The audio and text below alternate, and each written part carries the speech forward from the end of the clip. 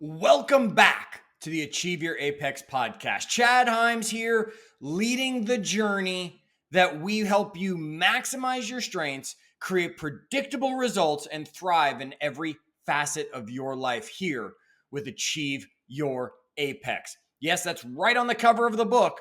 I hope you've got your copy. If you haven't ordered it, feel free to go to Amazon or achieveyourapex.com. Paperback, hardcover, Audible. Your choice, how you want to get the book. All right. We have been talking about obstacles that we put in our own path, and we have to learn to embrace these obstacles. We also have to learn to stop throwing them in our way. On the last episode, I gave you the concept of the buffer zone and putting that in there to help you overcome obstacles. Miss it? Means you're not subscribed. Go back, check out last episode. Today, we're going to talk to you about adapting strategies to overcome obstacles and discovering growth that can come from the challenges in front of us. Let me share with you a personal story. I have no problem admitting when I did something wrong, where I have a weakness, a flaw, if you can learn from it, because I did. Now, I was working out at a franchise gym. We'll just leave it at that.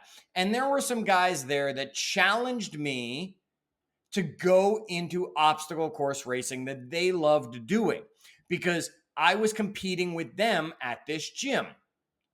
Yet we didn't have all the same equipment for training, so I wasn't as prepared as I thought I might be. When we went out and did these obstacle courses, I failed on many obstacles while they were waiting because I hadn't trained properly. Yet there was one obstacle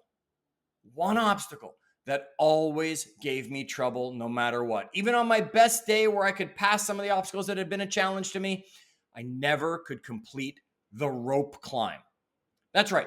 On the Spartan race, one of my favorite of all the obstacle course races that's out there, they have a rope climb. It's a 20-foot rope just hanging off a rig in the middle of the field that you have to climb to the top and ring a bell to prove you made it before you can come back down. If you don't make it, you have to do 30 burpees. Now, if you've ever done 30 burpees, you can understand why in the middle of a race, you don't want to take the time, energy, effort, or breath to do 30 burpees. Yet this was the penalty. I got so frustrated failing this every time. I would jump up, I would grab the rope, I'd have enough upper body strength to pull myself up maybe once, and then I would have to give up and come down the rope and start doing burpees. So I was determined to master this. It was an obstacle in my way that I couldn't avoid. I didn't put it there. If I wanted to run obstacle course races, I had to learn it. I went to another franchise gym, we'll just leave it at that, where rope climbs is part of their workout. And I walked in, still in my suit, walked in there, looked around, thought about joining the gym when the head coach came up to me, introduced himself, and said, "You're thinking about joining. What's your biggest challenge?" And I said, "Getting up that rope." And he said, "You know what? Even in the clothes you're wearing right now, I can get you to the top of that rope in under a minute." I said, "There's no way you could do it, and I'm not going to do it in the suit. I'll be back." I came back a day or two later, dressed in gym wear, and said, "All right, you get me up this rope, I will cancel my other membership and join your gym like that." I got about halfway. I got farther than I'd ever gotten up a rope, got about halfway, understood that with some work I could get to the top. So guess what? I joined the gym. Yet I hadn't made it to the top of the rope yet. During one of the workouts where we had to climb the rope, another coach from the gym came up to me, watched me failing at getting up the rope, and said, "Give me 30 seconds. Do this," and gave me a different twist on it.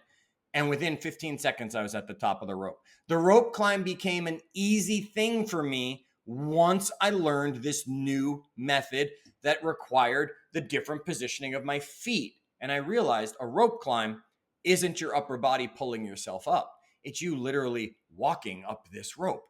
Okay, I never failed it again at an obstacle course race. What I want you to understand is sometimes there's more than one way to skin a cat. You've heard it, and we have to figure that out. Obstacles make us adapt, and each challenge is a unique solution that we have to find.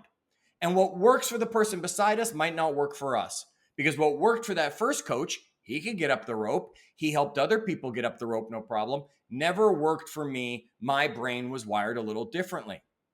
All I had to do was find someone else that could teach me a different solution to my obstacle. They're out there. Just think about how everything could have different solutions. Your computer might be messing up right now. It might not be the same reason it messed up yesterday, might not be the same reason it's messing up tomorrow. And the reboot is not always the correct solution. What I want you to understand is this thing called the best fit line. Now, it's a math term, so I got to break this one down even for me. Okay. What I want you to figure out is a graph with lots of data points all over it. Okay. Maybe this is your career trajectory, right? You took a lateral move, you got a promotion, you got fired, you're going up, you're going down, you're all over the place on this graph. Or maybe it's just data points on whatever the scientific study is that's being done. Okay. The best fit line is the most direct path through the average of all the points.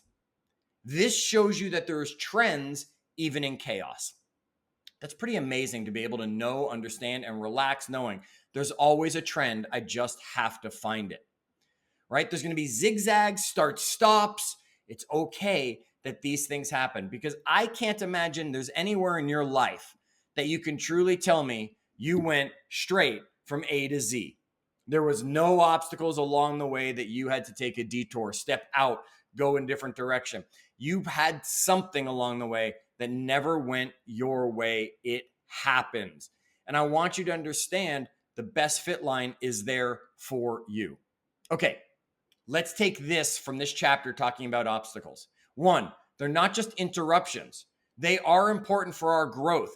They are important for our achievement. We have to challenge ourselves in whatever obstacles in front of us, because it'll teach us to be resilient, to be able to adapt, and to have persistence.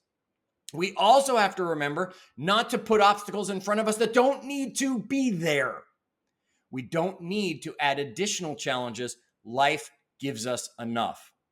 Think about a challenge that you just faced recently. How did you adapt to get around, over, through, under that obstacle that was there? What did you learn about yourself? What did you learn about your limits or your capabilities? Because this is going to help you grow and develop and prepare for the next time you see that same obstacle. Every time I see the rope climb, it might take me a few seconds to get on that rope and get my feet right. Yet I always now know, because I have developed that personal growth, how to get up there, and I have learned. Okay? What I want you to do is I want you to look for the obstacles that you need to learn to overcome.